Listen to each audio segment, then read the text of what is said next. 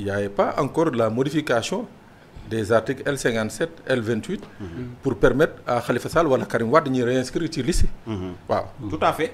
kon bu ñu leen réinscrire ci jamono jooju. waaw mooy que c'est du faux et usage de faux. mais merci da nga wax lu am solo. waaw Pape xam nga lu tax li nga wax moo am solo. Omar laa di si biir waxtaanam.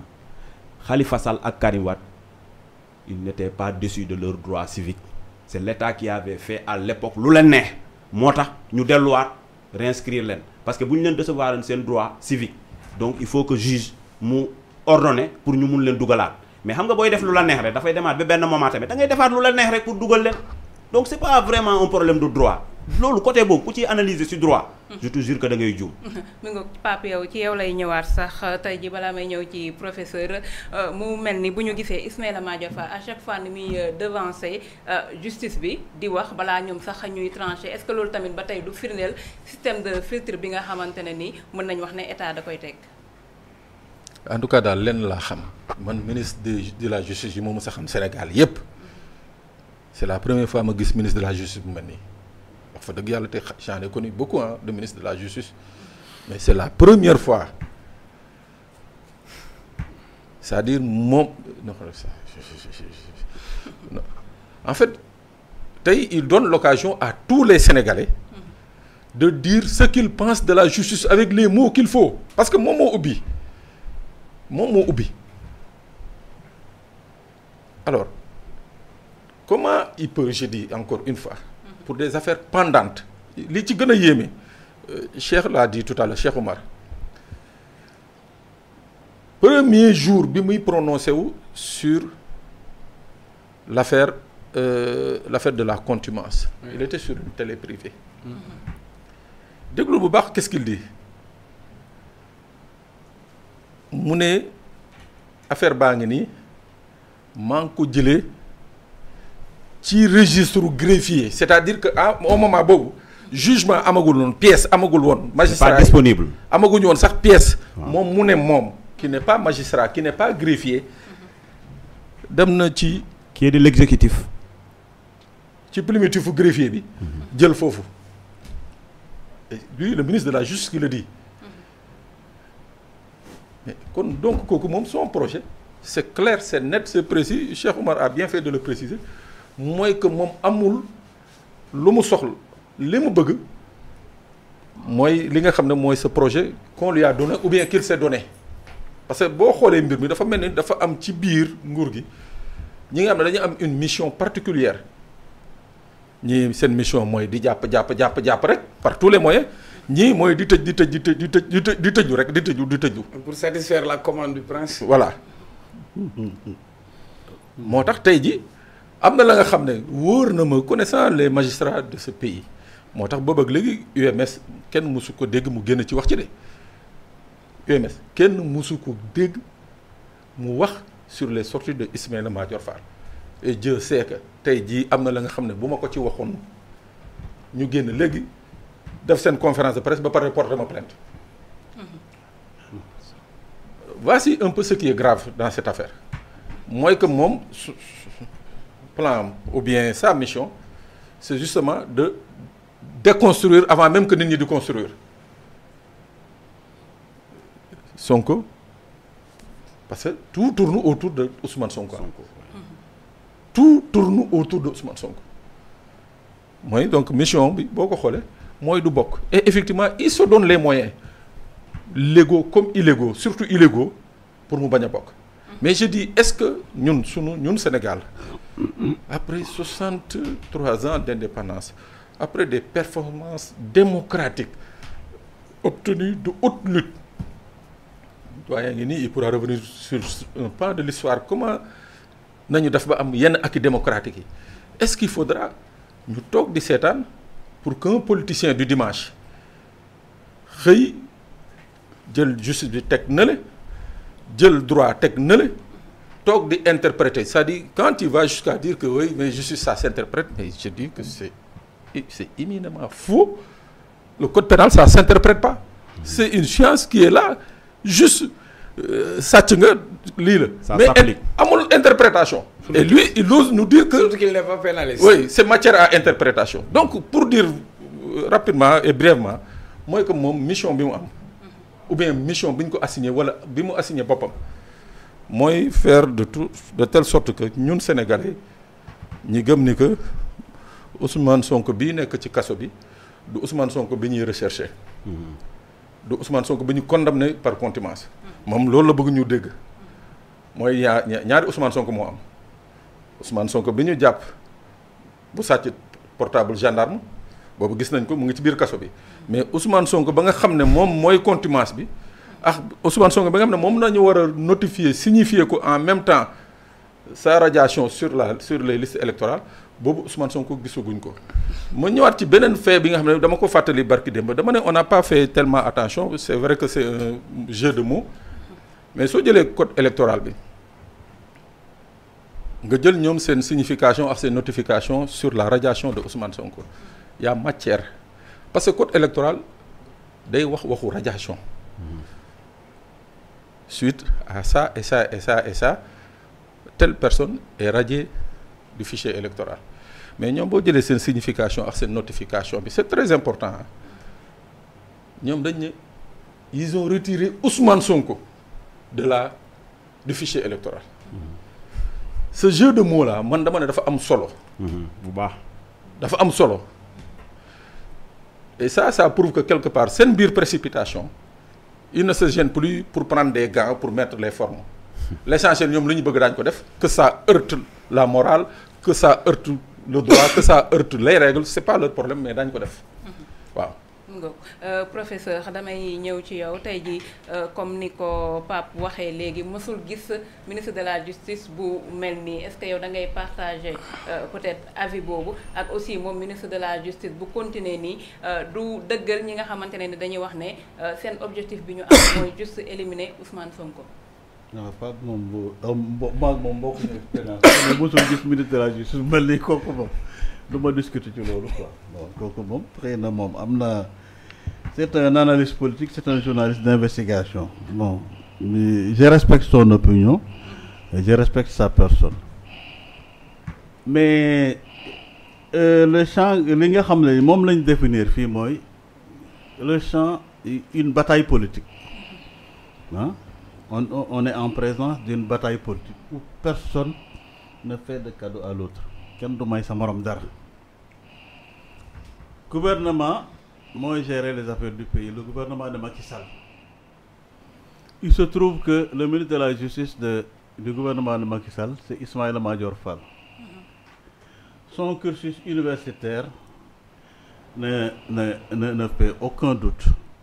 C'est un excellent juriste, c'est un grand universitaire, comme ni nga ko waxee. Mais jamono ji dafa nekk dans une chapelle, dafa am fu mu féete. dafa am fu mu féete kii wax na léegi Serigne Diop lu mu wax ñu ne est-ce que parce que féetewul fenn il est libre est-ce que vous voyez différence bi foofu la nekk ne ngeen bon administration de la justice moom moo ko war a gérer. Serigne Diop amoon na fu mu féewtee de jamono Macky Sall bu muy wax il va réduire son mandat. da ngeen na amoon na fu mu jamono Macky Sall bu muy wax il va réduire son mandat. il était le conseiller amoon na fu mu féete. il était le conseiller du président de la République. mais dafa dugg def précision après Macky Sall ci la ko wàccee. waaw déggoo li ma donc moom du problème même s'il est dans le système. il dit à l'état la vérité. ma ne xam nga yooyu yëpp fii la ma fekk. waaw moo ne. moo tax ma ne féetewul fenn léegi fan la féete léegi. waaw même bu nekkoon ministre de la justice man gëm naa ne am naa yàqin ne am na précédent yoo xamante ne Serigne Diop kooku moom mënuma ci xam dara man. mais il l'a fait en tant que conseiller du président. waaw dafal ndànk rek mais fi mu ne nii moom. non je suis par rapport à ça. il a ministre de la justice su Wade sur l'affaire des chantiers de siège. moo taxoon ñu wàccee ko. mu démissionné il s'était opposé. merci à des poursuites contre Idrissa Seck. parce que nee na leen mënu moon joxe exemple boobu ça parce que bu ngeen ma bàyyee dinaa wax. parce que li ngeen di wax yëpp xam naa ko. waaw mais il faut le dire donc. non mais jarul ma koy wax. non da nga ne amul dañu bëgg a wax ne. moom fi mu ne nii amul bu mu ko. Serigne Diop on pas compris dañu bëggoon wax ne il était en fonction. au moment où Macky Sall disait que je vais réduire mon mandat. mais avis la wala décision la. mu terminer. C'est un universitaire. Ismaïla Madior Fall c'est un universitaire. Ça personne n'en discute. mais Serigne Diop il est plus libre que Ismaïla Madior Fall fi mu ne nii. parce que Serigne Diop kenn yëlefu ko. kii bu deful liñ ko sant ñu wàcce ko. wala mu démissionné. xam ma de ñaar moo mën a am. defal na ba fi mu ne li ma lay wax nii fi mu ne nii xam nga lan laa d'accord ci wax su fekkee damay wax sama wax dara weddiwu ngeen bàyyi ma yeggali. waaw bon ñu ngi jégalu. bu fekkee ne nag li may wax du dëgg ngeen ne ma non yaa ngi jaar foo xam fi jaaruloo foofu est-ce que d'accord naa ci loolu quoi mais dama leen ne le statut d'université Ismaïla Madior Fall ne souffre d'aucun doute celui de Serigne Diop aucun doute mais Serigne Diop est libre, Ismaïla Madior Fall n'est pas libre parce qu'il est dans un gouvernement. Il ne peut pas aller à l'encontre de ce qui se fait dans un gouvernement ou bien des plans du gouvernement. loolu au moins xanaa ñëpp d'accord nañ ci. benn wax ngeen fi loo xam ne ni moom peut-être moom mooy lii mooy organisation justice bi nangam ak nangam ni war a doxee demee noonu yëpp s'il a des failles là-bas c'est sous sa propre responsabilité. léegi dafa am loo xam ne nit ñi dañ koy def confusion mooy maanaam le procureur dépend du ministre de la justice qui dépend du président de la République. Procureur mun na bëgg dara poursuivre nit yóbbu ko justice juge bi ko àtte bàyyi ko parce que juge boobu ministre de la justice du chef am dégg nga le juge il est libre et le procureur il n'est pas libre. toog nañ fii démb ak Samba Dang le député de Pastef mu ne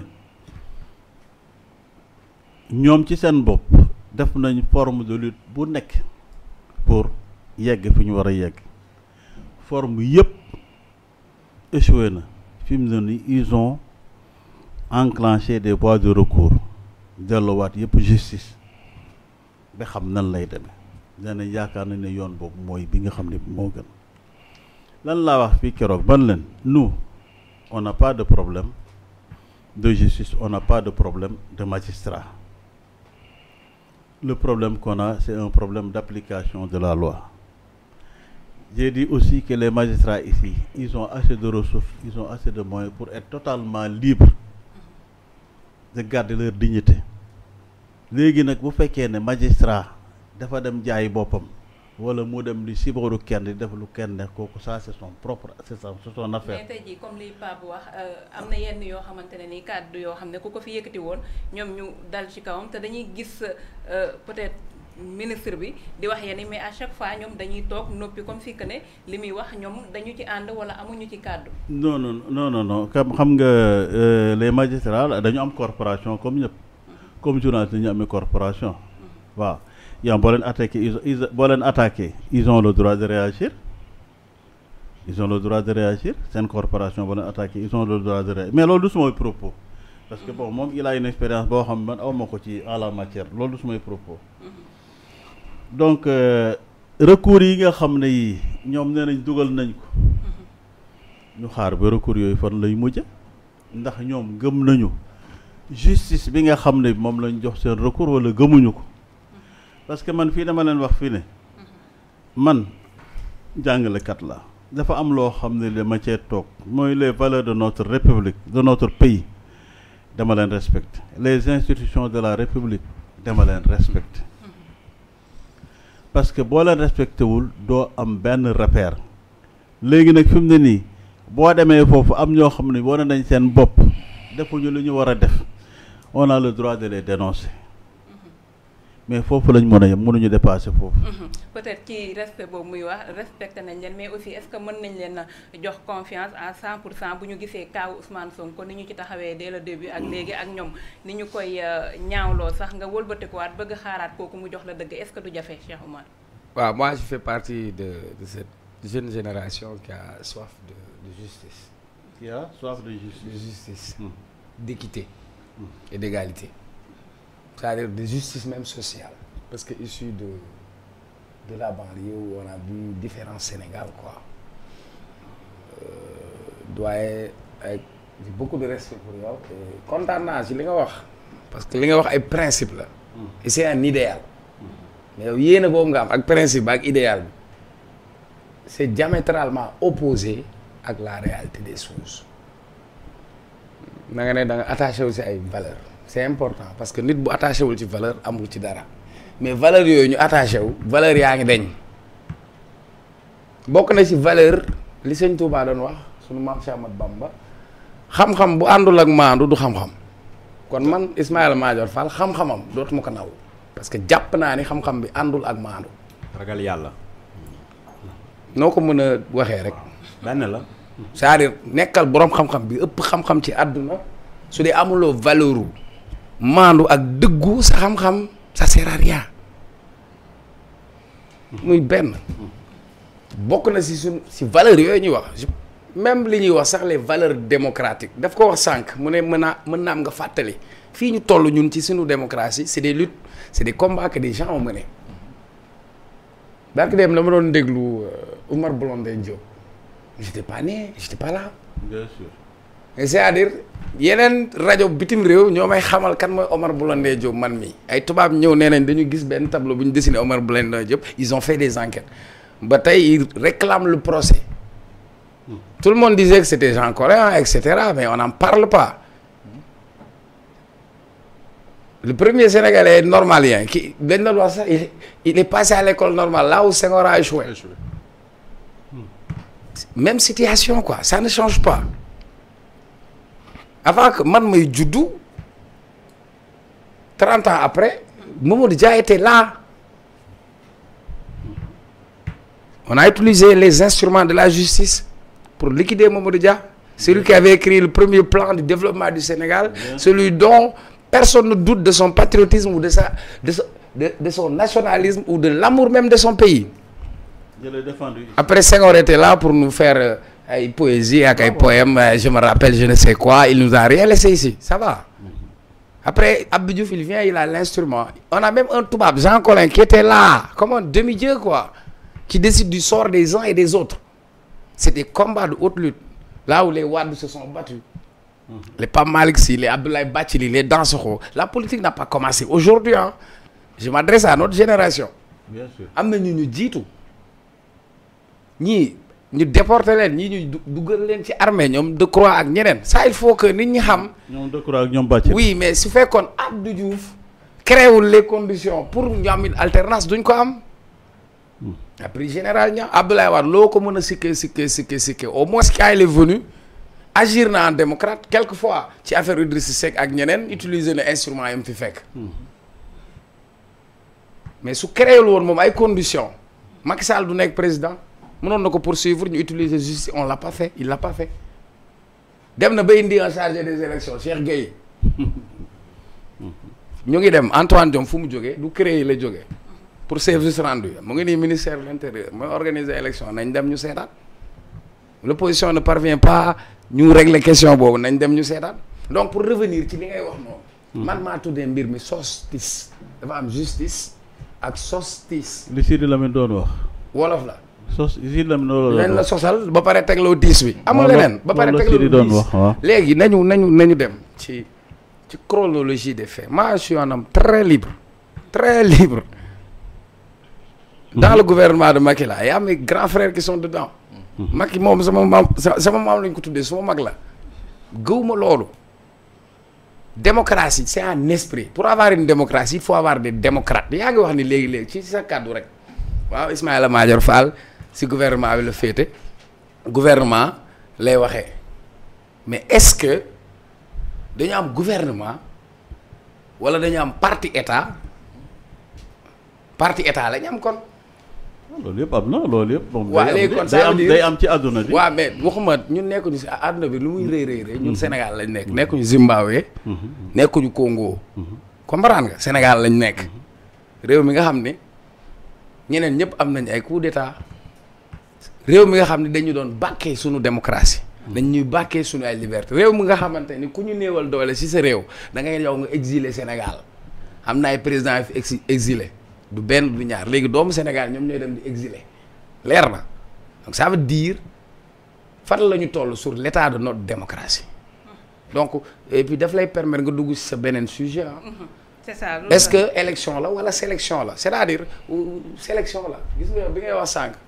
Pape Sène bi muy wax dafa fàttali benn théâtre Saneex bu amoon fii am na dama ko doon seetaan c'est de la comédie politique xam nga Saneex lu mu defoon père koñ bi amuñu courant mu dem lijjanti benn groupe électrogène léegi mu teg ko nee na moom léegi ku ko neex moo lay roof ku ko neex moo lay rocci Macky Sall groupe électrogène am la yor ku ko neex moo lay branché ku ko neex moo lay débranché 2019 quand on a enlevé Karim Wade et Khalifa Sall parce que tout simplement ils étaient un obstacle sur le plan politique moo leen rocci woon léegi déranger wuñ ko mën na leen a roof ki leen déranger mooy Ousmane Sonko nañ ko rocci c'est ça c'est ce qui est triste moi je le dis ah moi je suis pas militant d'Ousmane Sonko ku mu neex choisir ku la neex am naa liberté boobu mais par contre li ma doon accepter te du ma ko nangu mooy c'est-à-dire ñu bëgg ñu taaral dafa rafetal seen dessin ñoom bi ñu bëgg a teg c'est-à-dire li ñu bëggoon Thierno laa di depuis ca njëlbéen teg nañ jalons yeeg yëpp classé nañ yëpp teg même bi ñuy teg barrières yi yëpp c'était une préparation psychologique ba nit ñi miin barrière wala et cetera c'est-à-dire la vérité vous avez respect aux institutions comme ñun ñëpp première institution c'est notre drapeau qui est derrière mais est-ce que institution bi ñu ko incarné jox nañ ko gëdd ak cër jox nañ ko respectabilité ba ñu war ko mën a respecter est-ce que nos conseils constitutionnels là est-ce que ñu ngi jouer seen rôle amplement est-ce que suñuy institution yi ngay wax yow nga yaakaar ko est-ce que ñoom jox ne la justice elle fonctionne en sàcckat ginaar bi booy bi këf greffage bi ñoom ne atte mais à chaque fois qu'il s'agit de choses politiques non de choses politiques au service du citoyen non c'est non dafa am ñoo xam ne c'est au service du citoyen am ñoo xam ne comme ni nga ko waxee au service du gouvernement du régime politique kii fii yëpp non lañ ah wala ñu teg fii yëpp dafa nekk si benn lance c'est-à-dire la justice dañuy wax elle est rendue au nom du peuple pour le peuple xaw ma lan ak lan par le peuple. mais sur des positions yoo xam ne le peuple même ne te dit que lii ma gis nii du yoon c'est-à-dire le contrat de confiance c'est important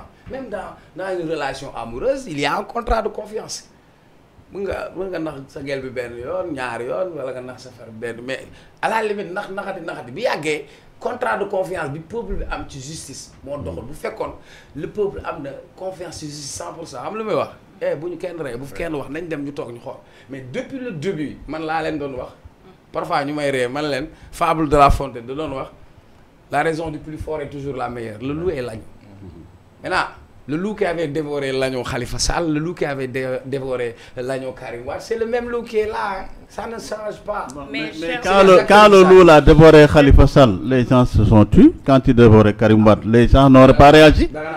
Non, je suis là. Non, on sait. Mais la bataille que les gens font autour du cas. Vous vous êtes tués peut-être. Les Sénégalais se sont tués? Non. Karim Wade, les gens se sont battus. Il y a eu des gens qui ont été arrêtés.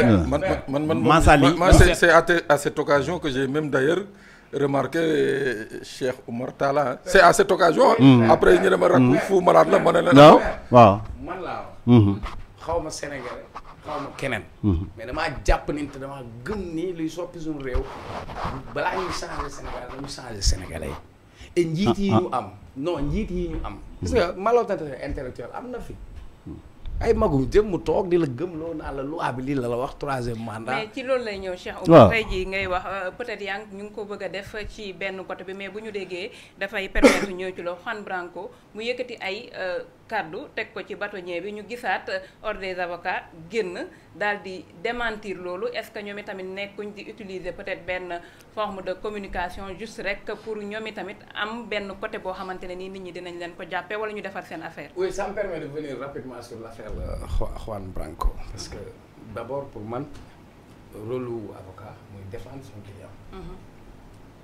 Défendre son man am naa ay avocat man maay Omar Dawul Thiaw il faut mu dem wut ay avocat am naa si maître Soumaré maître Moustapha Dieng Adama Fall maa leen nuyu de passage parce que mën nga génn fi sax ñu woo la parce que dëkk boo xam comme Lido xam nga Lido jàpp nañ di dugg na fii génn loolu moo fi am amul leneen c'est que wax tamit nañ ko wax mu daaju quoi comprendre donc ici qu'on dise que waaw tubaab la nit ku ñuul la c'est pas important mais Adama Fall il est inscrit au barreau de Paris l'ancien directeur de Dakar Dem Dikk barreau de Paris donc avocat c'est un rôle international et man dama gëm ni que ci combat bi ñaar moo ci am vous l'avez dit il y a un combat politique il y a un combat juridique les politiques la masse s'occupe des combats politiques les avocats s'occupent des combats juridiques et parmi ces avocats il y a quelqu'un qui s'appelle Juan Branco son combat c'était son apport, c'était d'internationaliser le combat, parce qu'aujourd'hui, nous sommes 2.0. Il suffit d'écrire un tweet pour alerter l'opinion, etc. Li ma si metti nag naa la ko wax Juan Branco est entré au Sénégal par terre. Il est sorti au Sénégal par mer. Il est rentré chez lui par air. Où est notre souveraineté? Où est notre sécurité bi ñuy coow kon? Toute la sécurité là, on le sent que s'il y a l'affaire Ousmane Sonko. Donc ça veut dire que suñuy frontière comme rideau Maïga loolu la ñu war a poser foofu ba pare le débat. Parce que Juan Branco munoo ñëw nga ne yaa ngi koy recherché da ngaa def mandat d'arrêt international il vient dans ton propre pays donc def ko. mais bi mu duggee aussi rëccul. non fan lañ ko jàppee fi ñu ko jàppee. du Sénégal la. ah. wax ji ma wax déggoo ko damay dugg ci réew mi. ci suuf la jaar. bi muy génn réew mi ci géej gi la jaar. biñ koy yóbbu muy ñibbi ci jaww ji la jaar. on a des frontières terrestres maritimes et aériennes. Ismaïla Madior Fall moom ko jàngaloon. moom moo waxoon que da nga am un territoire mais c'est-à-dire pour wax la. kon ñun suñu frontières yi comme rideau Maïga kon nous devons avoir peur de donc. mais avant Juan Branco sax Omar Sarr moo ko njëkkee def. ba pare demain avant Juan Branco Omar Sarr moo ko njëkkee def. kon demain le fils de Ben Laden peut venir ici prendre un café au Radisson venir chez moi prendre du Maïga et cetera donc nous on doit avoir peur sur notre sécurité. parce que ñi nga xam ne ñoom ñoo war a gérer notre intégrité territoriale y a une faille. ñu pare foofu léegi nag Juan Branco ses propos li mu wax. sans Ousmane Sonko il y aura pas d'élection ñaari dégg laa ci mën a am te am na ñu ko doon wax aussi fan lañ ko teg parce que il l'a dit nga wax ko tout à l'heure parce que ici malheureusement celui qui détient le pouvoir le régime il a tous les instruments de l'État mu téye ko il a la police il a la gendarmerie il a les renseignements il a même la justice ah comme on parle pas de séparation de pouvoir ici donc il a tous les moyens de contrainte donc c'est pas un combat égal c'est un combat entre David et Goliath et ici David su ko yàlla jàppale wala yàlla seetaan ko il peut pas s'en sortir donc est-ce que le PASTEF ou les militants de Ousmane Sonko ont les moyens politiques de contraindre je ne dirais pas le régime mais l'État à ce que élection bañ a am je pense que non parce que actuellement ñu ngi nekk ci démantèlement. avant ñuy liquider Ousmane Sonko on a liquidé. l'appareil politique l'appareil politique on a même depuis ca jamonoy Masmoud Diop père Masmoud Diop bi ñu tasoon partem loolu mu amaat ci fii. après Cheikh Anta oui. après tas na Cheikh Anta donc ça veut dire des faits yoo xam ne 50 ans si ginnaaw on recule ci delluwaat ci loolu donc ici sans Ousmane Sonko y a pas d'élection naturellement c'est une sélection. Ce sera un simulacre d'élection parce que une élection ça doit permettre à Pape Sène moom mu gis son projet ses espoirs ses attentes dans son pays doit permettre à mon père là moom mu am yëg-yëgam ça doit permettre aux paysans aux jeunes que parce que pour man dafa am participation démocratique dès l'instant que l'individu participe à ce processus il s'identifie dafay wane ni moom ci réew mi la bokk donc munoo fi wax en termes de représentativité politique moi je ne milite pas pour Sonko mais ce qu'il a obtenu durant ces 5 ans c'est de haute lutte dafay ñëw fekk ay opposition communiqué ay opposition cravate il a porté le combat nekk le réceptacle des frustrations nekk le réceptacle beaucoup d'espoir de jeunes ñoom ñoo ko lan moo tax ñu bàyyi toute la classe politique qui était là aux affaires ñu jublu des jeunes lui ont donné tête waxuma laay waxu Sonko na mën naa mais regarde fan la Ousmane Sonko commencé xëyul rek sotti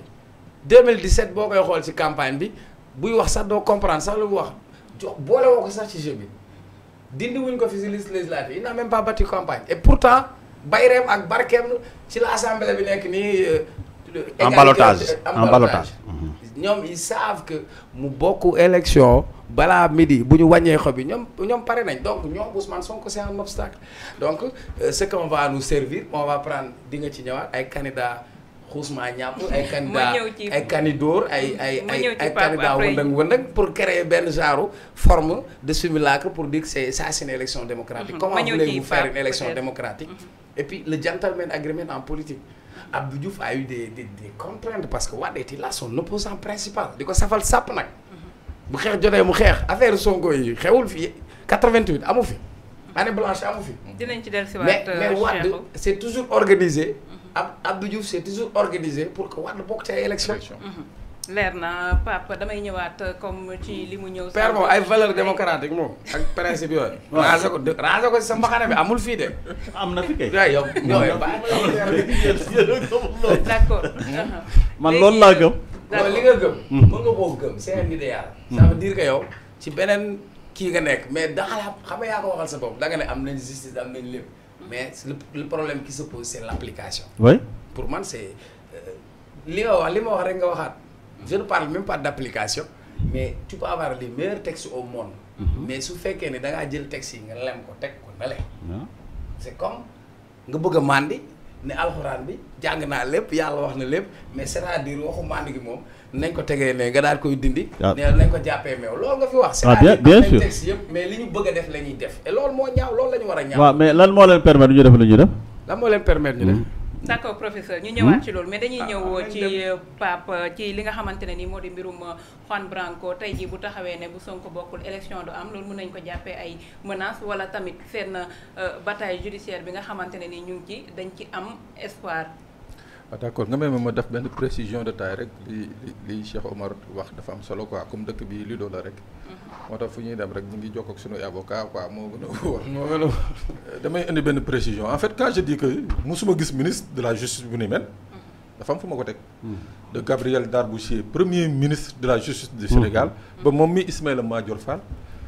je n'ai jamais vu un ministre de la justice occuper l'espace médiatique à ce point. porte-parole du gouvernement. waaw damay ñëw ci benn précision pourquoi ma ñëw ci précision bi 93 bi ñu fi boomee maître Babacar Seye. je me rappelle très bien ministre de l'intérieur d'antan Madieng Khary Dieng li mu toogee génnee fi woon benn bal ne voilà lii moo rey maître Babacar Seye. maître Jacques Bodin nekk ministre de la justice à l'ouverture des cours et tribunaux ñu posé ko question mu ne leen déet yabuma man may magistrat ba une affaire pendante devant la justice man ma ciy wax. waaw moo tax ma ne maa ngi soog a gis ministre de la justice bu mel nii buy wax ci ay affaire mbirum justice. te pourtant Jacques Bodin c'était pas un petit hein. ah c'est un bon avocat. excellent magistrat. Ouais. bàyyi magistrature ñëw nekk avocat. Ouais, ñëwaat nekk ministre de la justice c'est pas n'importe qui dans ce pays. mais pourtant il a eu de la retenue ne du wax ci mbir mi nga xam ne ay magistrats ñoo ko yor. loolu mooy yoon xam nga dafa am homme d'état ak homme de détail c'est différent. voilà mu ngoog moo tax précision boobu laa bëggoon indi. pourquoi ma ne musuma gis ministre de la justice. d'accord mais tu as raison moo tax weddi wu ma la. waaw j'en ai jamais vu. voilà léegi ci mbirum Juan Branco bi tu sais Juan Branco il faut également ñu analyser ko sur deux aspects. mooy benn bi moom soo xoolee dëkk bi mu dëkk combat am yëpp c'est de l'activisme. ba pare yàlla may ko nag mu nekk un excellent avocat.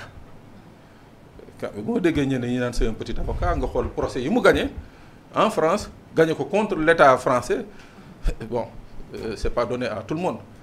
donc mu nekk non seulement un excellent avocat nekk également un activiste parce que di porter ay combats yi nga xam ne c'est des combats pour moom jàpp nañ ni que voilà askan wi moo ko soxla. ñëw fii Sénégal fondamentalement le droit le plus élémentaire qu'on peut accorder à un avocat mooy défendre son client ñu bañal ko kooku tey ji yaa ngi koy yaa ngi koy renvoyer ci beneen posture. moo tax tey mu am latitude toog parce que gis na ni que règles yi nga xam ne moom. le droit moom la xam. dañ ko tere pour mu appliquer ko vis-à-vis de son client mais am na la nga xam ne yoon may na ko wax na ko mooy xeex boobu nag la nekk di def li nga xam ne fii les avocats de Ousmane Sonko ont un problème effectivement quand bu ne dañ leen ko tere wax dañ leen di tere wax fii ci dëkk bi on peut le croire. te mën na 6 mois mu ne. dama ne on peut le croire parce que man de wax fa dëgg yàlla. yenn saa yi ma woo benn avocat invité mu ne mu yii xanaa da ngaa bëgg ñu dàq ma waaw avocat bu demee ci dëkk nag boo ko invité sax plateau mu ne la ndax da ngaa bëgg ma dàq da ngaa bëgg ñu dàq ma kon y a un problème kon du ma weddi li Juan Branco wax mooy que dañ leen tere wax. maintenant mais ñoom bu fekkee ne dañ taxaw ne terewuñ leen wax gis nañ ki nga xamante ne nii moo di ordre des avocats ki wax ci seen kàddu di xamle ne bu fekkee ne li ñuy wax noonu am na moom défier na avocat yi Ousmane Sonko ñoom bu ñu ci tontuwul dafay mel ni kon moom li muy wax mooy dëgg. bon admettons mais en tout cas gis naa fi maître Abdou Ndiaye mu ngi ci procédure ba nga xam ne nañu ñaan yàlla rek yàlla def ci tuur ci ndox mu sedd.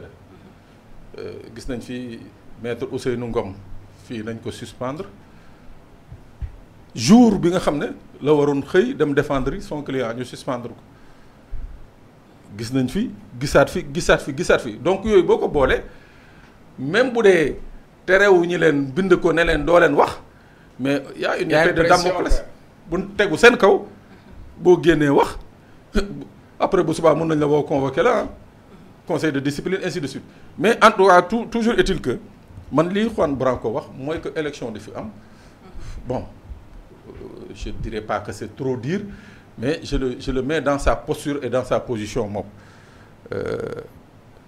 yoon la comme je l'ai dit muy défendre client à sa façon xëy na bu ñu ko bàyyi woon mu ñëw assister client am di gisee ak moom di wax ak moom peut-être que posture yi mu am tey ji du toog di ko am mais damay ñëw ci li Omar wax sànq dafa am solo ci dugginu Juan Branco dans ce pays moo tax des fois on a raison de se poser des questions. Absolument. Et des questions absolument légitimes sànq li ngay wax nii rek diggante accident bi ak lii ba ni muy eggsee nii moi je me rappelle mardi passé à Kaolack non lundi passé à Kaolack à Sibassor.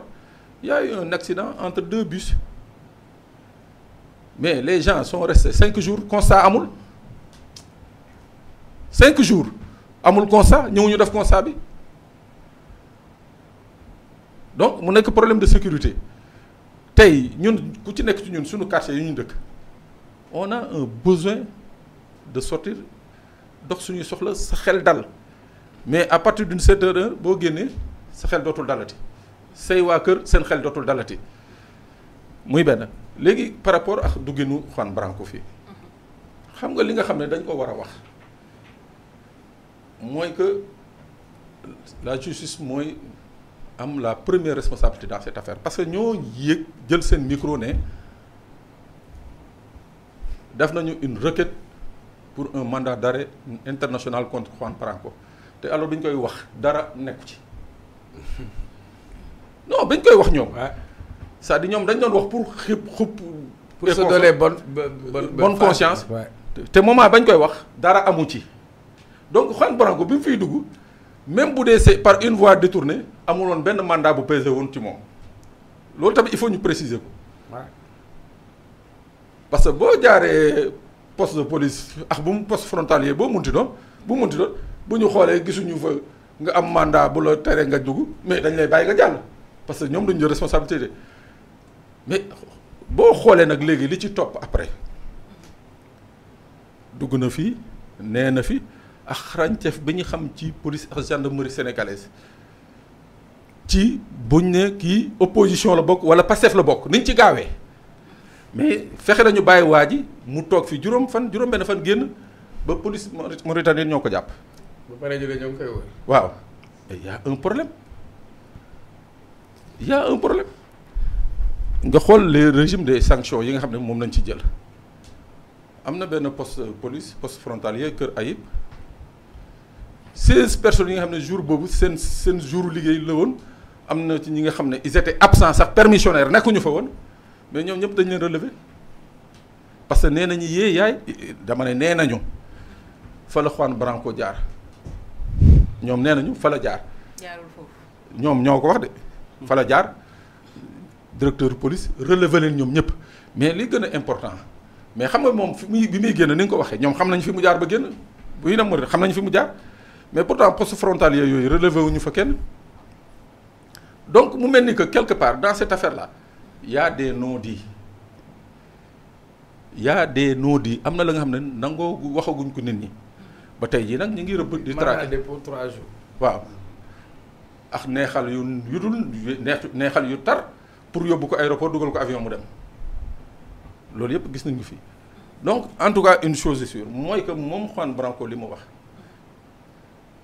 c'est un peu pas l'aspiration de tous les jeunes hein, parce que je suis pas dans la tête de tous les jeunes mais ñi ngay waxal dañ la naan effectivement et man qui analyse je me dis que dëkk bu benn Sénégal ak ce que Ousmane Sonko a apporté durant ces 5 dernières années fa dëgg yàlla man ma toog xalaat ñu ne ma Ousmane Sonko du bokk candidat du bokk élection man affaire bi daf may def ay problème pour lan pour des futilités yi nga xam ne on aurait pu éviter ça dans un pays Omar l'a dit mais lan moo gënoon metti la mort d'un juge constitutionnel lan moo ko gën a metti c'est vrai que une mort reste une mort mais est-ce que dissoudre nañ ci PDS te pourtant kàngamu PDS yu bëri jàppoon nañ leen ba ci Ablaye Wade est-ce que empêché nañu Ablaye Wade mu dem élection est-ce que empêché donc démocratie moo ànd ak ay sacrifices moo ànd ak ay compromis.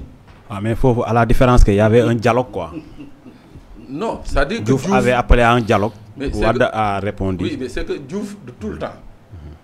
Mais le dialogue là, vas-y. Moi, je ne suis pas scientifique, moi je suis terrain. Je lis derrière les mots. Quand Macky a appelé au dialogue, automatiquement il avait exclu Ousmane Sonko. Parce qu'en parlant du dialogue, ni me l'a cité, il cite Khalifa Sall, il cite Karim Wade. Et dialogue, c'était pas pour dialoguer, dialogue, c'était pour diviser l'opposition. Et comme tu as dit, c'est un ingénieur. Il a eu des essais cuisantes sur le plan électoral aux élections législatives. Il fallait que moi réajuste un peu. Dialogue, il comme un os à ronger. Mais il n'a jamais eu une volonté de dialoguer avec Ousmane Sonko. Oui, mais Omar, il y a une toute petite précision à prendre en compte. Parce que il y a un précédent. C'est-à-dire Ousmane Sonko avait exclu toute